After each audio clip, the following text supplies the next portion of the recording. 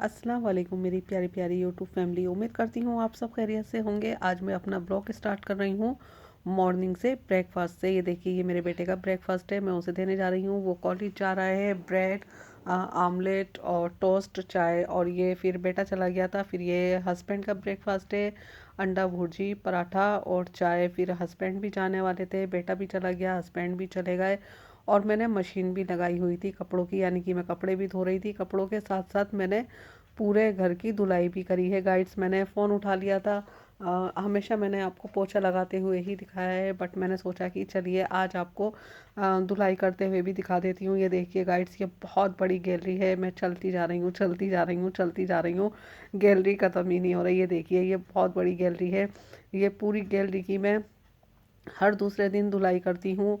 और अब गर्मी आ रही है तो मैं डेली इसकी धुलाई करूँगी, क्योंकि विंटर है। विंटर में थोड़ा ठंड की वजह से एक दिन छोड़ के धुलाई करती हूँ। और ये बहुत बड़ी गैलरी है, अंदर से भी काफ़ी बड़ा घर है, तो पूरे घर की मैं धुलाई इस तरह से करती हूँ। एक दिन अंदर की धुलाई कर देती हूँ, फिर दूसरे दिन बाहर की धुलाई कर देती हूँ। अंदर से मैंने पूरा क्लीन कर दिया था। अब ये देखिए, गार्डन के साइड की भी मैंने धुलाई कर दी। गाइड्स, मेरी तबीयत भी आज ठीक नहीं थी। हस्बैंड ने भी मना करा था कि आप कपड़े मत धो, बट मैंने मशीन भी लगा ली उनके जाने के बाद, और मैंने पूरे घर की धुलाई भी कर दी। ये देखिए, धुलाई करने के बाद ये पूरी गैलरी का फिर मैं पोछा लगाती हूँ। पूरी गैलरी की धुलाई भी करती हूँ, फिर उसके बाद पोछा भी लगाती हूँ। ये देखिए, मैंने के कपड़े धोए थे। मॉर्निंग में मैंने जल्दी मशीन लगा ली थी, जबकि हस्बैंड मना कर रहे थे कि कपड़े मत धोना, फिर भी मैंने लगा दी थी। देखिए, दीवार पे, गेट पे, सारी रस्सियों पे, सब जगह कपड़े ही कपड़े आपको दिख रहे हैं। बट ये 3 दिन के कपड़े हैं, ये ज़्यादा दिन के कपड़े नहीं हैं। ये देखिए, पैरदान भी ये धो दिए थे। अब पूरा काम होने के बाद सबसे लास्ट में मैं गई थी किचन में, क्योंकि मैंने ब्रेकफास्ट के बर्तन धो दिए थे, किचन क्लीन कर दिया था। अब वो चला था खाने का टाइम, तो मैंने सोचा कि तबीयत भी ठीक नहीं है, तो चलिए दाल बना देती हूँ, जल्दी बन जाएगी। शाम को शाम की देखी जाएगी कि क्या पकाते हैं। ये देखिए, मैंने इसमें पानी डाल दिया। मूंग की दाल, उड़द की दाल धुली हुई, और चने की दाल 50-50 ग्राम, तीनों दालें थी मैंने। 1 टीस्पून सॉल्ट, 1 टीस्पून मिर्ची डाल के, और क्वार्टर टीस्पून हल्दी डाल के इसमें 3 प्रेशर ले लिए थे। एक फुल फ्लेम पे, 2 मीडियम लो फ्लेम पे। ये देखिए, दाल भी गल गई है। इसको मैंने चमचे से मैश कर दिया, और मैश करने के बाद, क्योंकि ये थोड़ी थिक हो जाती है, तो मैंने इसमें पानी डाल दिया। और पानी डालने के बाद मैंने इसमें ½ टीस्पून पिसा गरम मसाला डाल दिया। अब मैं इसमें ये एक छोटा टमाटर है ये डाल रही हूँ, और ये एक हरी मिर्ची है, ये मैं इसमें डाल रही हूँ। डालने के बाद मैं इसको थोड़ा सा मिक्स कर दूंगी, और इसको एक उबाल आने तक पकने दूंगी। ये देखिए, एक उबाल आ गया, दाल पक के हमारी रेडी है। अब मैं इसमें तड़का लगाऊंगी। 2 टेबल स्पून में इसमें देसी घी डालूंगी, और एक छोटी प्याज डालूंगी, ब्राउन करके इस दाल के अंदर तड़का लगा दूंगी। गाइड्स, मेरी तबीयत वाकई में ठीक नहीं थी, और हस्बैंड ने मना भी करा था कि कुछ लाइट ही पका लेना और कपड़े मत धोना। बट उनके जाने के बाद मैंने कपड़े भी धोए और पूरी धुलाई भी करी, क्योंकि मैं एक दिन से ज़्यादा दूसरा दिन हो जाता है तो मुझे घर गंदा लगने लगता है।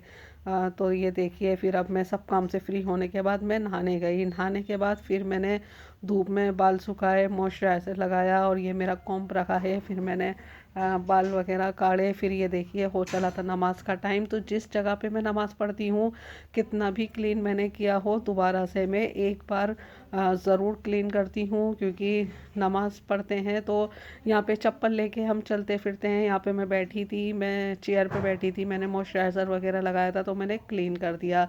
ये देखिए, नमाज़ पढ़ने के बाद फिर धूप बहुत ज़्यादा तेज़ थी, फिर मैंने ये सारे कपड़े उतार लिए थे, क्योंकि धूप बहुत तेज़ थी तो कपड़े सूख गए थे। ये देखिए, ये सारे कपड़े मैं उतार के बास्केट में रख रही हूँ। ये मेरी बास्केट है, एक मैले कपड़ों की बास्केट है, उसमें मैले कपड़े रखती हूँ, और ये मैं दूसरी बास्केट है, इसमें मैं धुले हुए कपड़े रख देती हूँ। अच्छा नहीं लगता कपड़े इधर उधर डले होते हैं, तो मैंने बास्केट बनाई हुई है। ब्लॉग बनाने का मकसद मेरा बस यही था गाइड्स, कि आप अपनी बॉडी को जैसा बनाएंगे वैसी ही आपकी बॉडी बनेगी। मैं यह नहीं कहती कि आप रेस्ट नहीं करो, मैं भी रेस्ट करती हूँ। दोपहर में 1 घंटा, 1.5 घंटा, 2 घंटा मैं भी सो जाती हूँ, मैं भी रेस्ट करती हूँ। ये देखिए, ये बेटे के रूम की बेडशीट, और ये बेटी के रूम की बेडशीट, और ये मेरे बेडरूम की बेडशीट। ये देखिए, ये मेरे बेडरूम की बेडशीट है और मैं आपको कपड़े दिखाती हूँ। कपड़े भी काफ़ी अच्छी क्वांटिटी में हैं और ये सिर्फ 3 दिन के ही कपड़े हैं। 3 दिन में ही इतने ज़्यादा कपड़े इकट्ठे हो जाते हैं। हाँ, तो मैं आपको बता रही थी कि आप अपनी बॉडी को जैसा बनाएंगे आपकी बॉडी बिल्कुल वैसे ही बनेगी। फिर दोपहर को मैंने फ्री होने के बाद, क्योंकि मैं 2:30 बजे तक बिल्कुल फ्री हो गई थी, कपड़े वपड़े सब उतार दिए थे। फिर मैं तबीयत कुछ ज़्यादा ही ठीक नहीं लग रही थी। फिर मैं सोने चली गई थी, यानी कि मैं सो गई थी काम करने के बाद। फिर मैं उठने के बाद डॉक्टर के यहाँ गई दवाई लेने, तो हस्बैंड ने मना कर दिया था कि खाना मत बनाओ, बाहर से कुछ ऑर्डर कर दो।